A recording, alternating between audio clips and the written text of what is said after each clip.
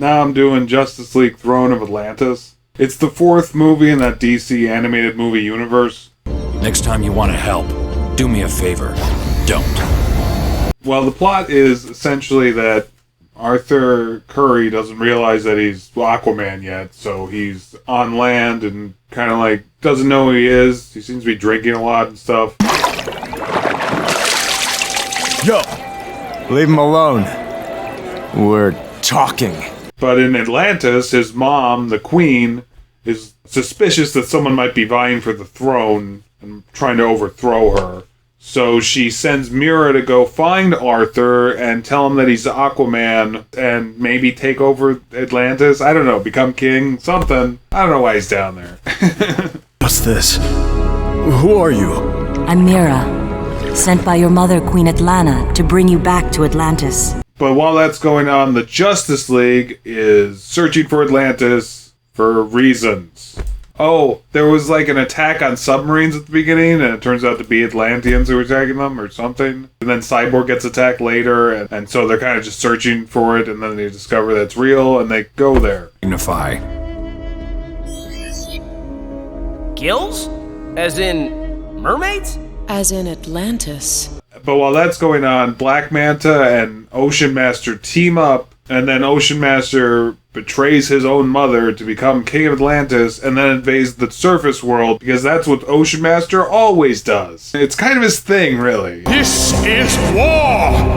We will cleanse the surface! Soon they shall know that our time has come! It's not that it's terrible, it's just highly forgettable. And actually, like, throughout the movie, I kept thinking, like, what's wrong with this movie? Because it was like I could feel something about it was wrong. It's not just that it feels like a shortened mini-series. Every 15 minutes feels like maybe it was like an hour-long thing that they shortened to 15 minutes and just crammed it in together to make a movie. I told you to be careful. I saw her, Dad. I saw my mother. She was watching me in the water. It was just the sea playing tricks on you, son. Which is kind of weird because, like, this has, like, a plot. You know, the plot is basically that Ocean Master steals the throne of Atlantis and tries to take over the surface world. But none of the scenes are really that focused in on the plot. It feels like every scene is just kind of dawdling. You don't destroy someone's work and then let them live to recreate it. They're also like doing Aquaman's origin, which is kind of strange because they didn't do anyone else's origin for the other movies, so that's kind of weird. Except for, I guess, Damian Wayne as Robin and Son of Batman, but that was it. Batman was already an established character, as was Superman, Green Lantern, and The Flash. All of them were already established. They assume that you know who these people are, but then they decide they have to show you the entire backstory of Aquaman for some reason, even though he's one of DC's oldest characters. It's far more complicated than that, Arthur Curry. When she was very young, your mother met and fell in love with your father. The Justice League felt like they almost didn't need to be there. Hey guys, sorry I'm not late.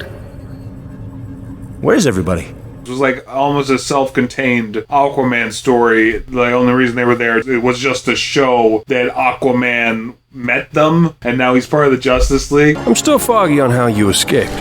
Orm said only royalty could control the magic of the trident. Guess I qualify. That's just what I think. They didn't really need to be there. It just felt kind of like one thing too many. Especially if they were doing Aquaman's origin story as well, which they did do. So yeah, because of that, the plot is kind of convoluted. Just for so many reasons, this movie was just strange. Wait, whoa. Hold up.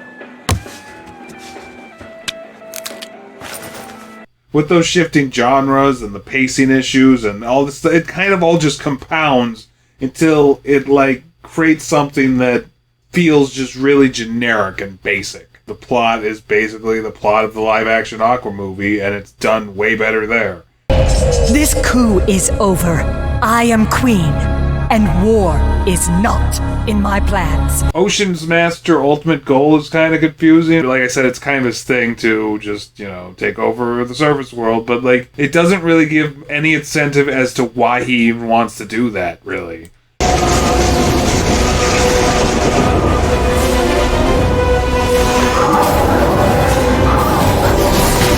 Well, Catwoman is way worse than this movie. I don't know why I brought it up. I'll tell you, Flashman, I've seen my share of weirdo crapola in this job. But Atlantis? Come on.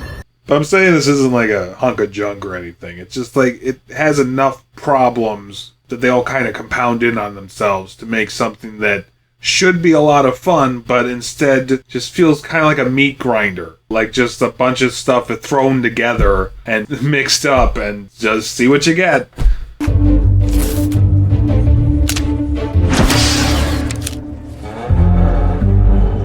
I'm gonna disembowel you, Barry.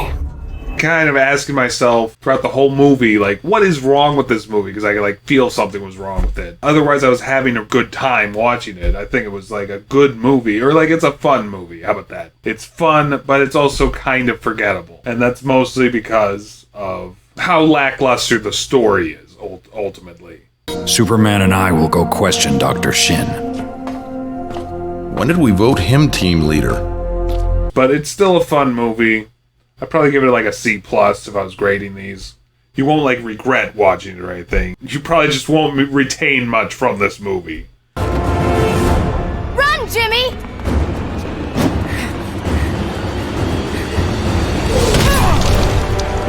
Do you have any final thoughts? I think those were my final thoughts.